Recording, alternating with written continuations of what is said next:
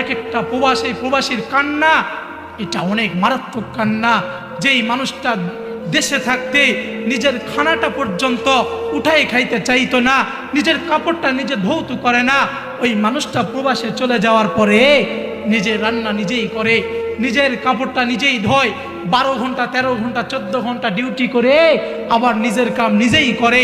এত কষ্টে গড়া টাকা তোমার বাবা তোমাকে দিতেছে, আর তুমি সেই টাকা দিয়ে তুমি জাহান্নামে ক্রয় করতেছ, তুমি জাহান্নামের আসবাবপত্র ক্রয় করতেছ।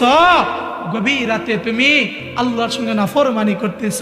তোমার বাবার দেওয়া টাকা দিয়ে এমবি কিনো, মোবাইল কিনো, আর ওই মোবাইল দিয়ে অশ্লীল সিনেমা দেখো, অশ্লীল নর্তকী দেখো।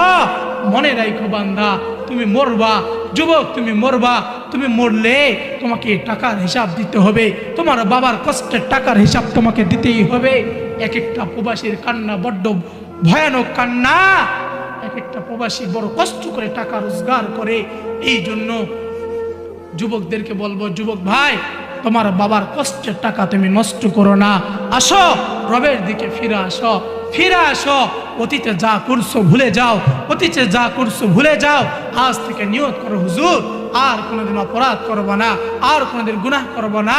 আজ থেকে নিয়ত করলাম, মালিক ফিরে আসবো, ফিরে আসবো। আন্তরিকভাবে তাওবা করতে পারলে আল্লাহ তাআলা মাফ করে দিবে। সুবহানাল্লাহ।